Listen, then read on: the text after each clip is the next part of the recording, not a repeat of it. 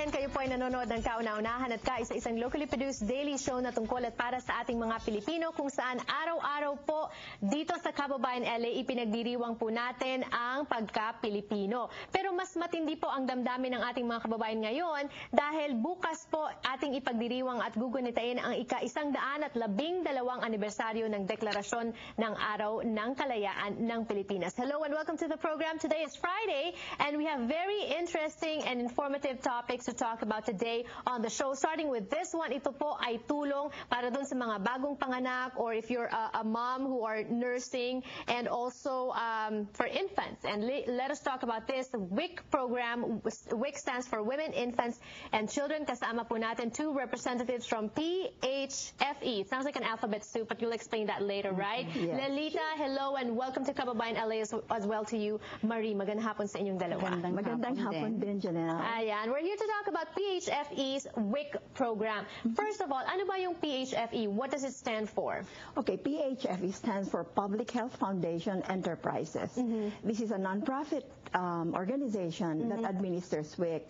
Ang WIC is federally funded, pero iba-iba ang nag-a-administer. Yung aming agency is PHFE. Ayan, okay. Who is eligible for WIC? Ano bang mga makukuha nila sa WIC? Unang-una, ang mga eligible, pregnant, breastfeeding moms, infants, children under 5. Okay. And what do they get? Ang makukuha nila, iba't iba, supplemental foods like milk, cereals, whole grain products, cheese, fruits and vegetables. Wow. Libre ba ito? Food checks na ibibigay na pwedeng i-exchange. Parang cheque ba na sa halip na magbabayad ka, yun ang ipapalit mo. And you know what? This is actually great news because especially with the economic climate that we have right now, so many people need help. Pero bakit parang it seems that not too many kababayans know of this program? Marami sa ating mga kababayan ang hindi nakakaalam tungkol sa WIC program. Oo nga. In fact, sa klinik ko sa Los Angeles WIC, pangatatlo lang ang Pilipinong pamilya ang tumatanggap ng WIC. Kaya kami nandito para alam sa kanila na mayroong programang WIC na pwedeng tumulong sa kanila. Ayan, para po dun sa mga nanonood, may programang WIC na maaring makatulong sa inyo.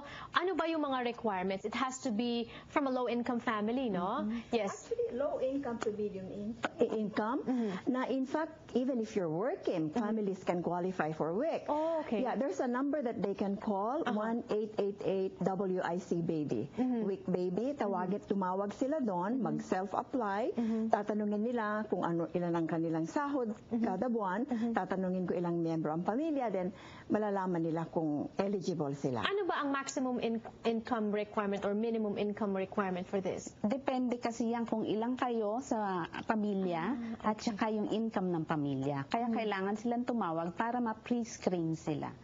Ngayon, siguro, minsan alam mo naman tayong mga Pilipino, mahihain din tayo, no? And especially pagka when there is some form of welfare connected to it. Welfare ba itong WIC na to? Hindi ito welfare. Ito ay supplemental program na bukod dun sa mga food checks, nagbibigay kami ng nutrition education. Nutrition education, breastfeeding education and support, at saka referral system. Yung referral system na yun is para maka-avail sila ng mga health services, kaparisan CHDP, ng medical, marirefer namin for alcohol management, domestic violence. Even? Yes. So madami kayong mga programa tumutulong. Not just giving yung mga food checks but also help like that. Saan mga areas available ito? Marami kaming mga clinics. Kagaya sa Los Angeles, marami kaming mga WIC centers dyan. Ang mga lugar ng maraming Pilipino, meron kaming clinic sa Avenue 43, Highland Park, malapit yan sa Eagle Rock. Sa Carson, meron din kami. Sa La Puente, marami din kaming clinics doon. So, kung tumawag sila sa numero ng WIC, pwede silang i-direct kung saan sila pwedeng punta. And they can also go to the clinic nga. Yes. Okay. Yes. And the clinics are open Mondays through Fridays. Iba-ibang oras yan para ma-accommodate yung mga nagtatrabaho. Right. Most of the clinics open at 8:30 and close at 5:30. Sa Fridays, para mas ma-accommodate yung mga kailangan pumunta na mas maaga, alas 8 bukas na kami. And Wednesdays, we're open until 7 o'clock. Right. So that's so ma-accommodate yung mga nagtatrabaho. All right. And that's the number to call on the screen if you want to get more information. Take advantage of this program because this will definitely help us, help our community. More power to both of you, and thank you for the service that you do for our kababayan. Pwede bang magsabi pa ng isa? Marami po. We'll probably try to do that next time. Okay. Thank you so much for this block. We will be back for more. Don't go away.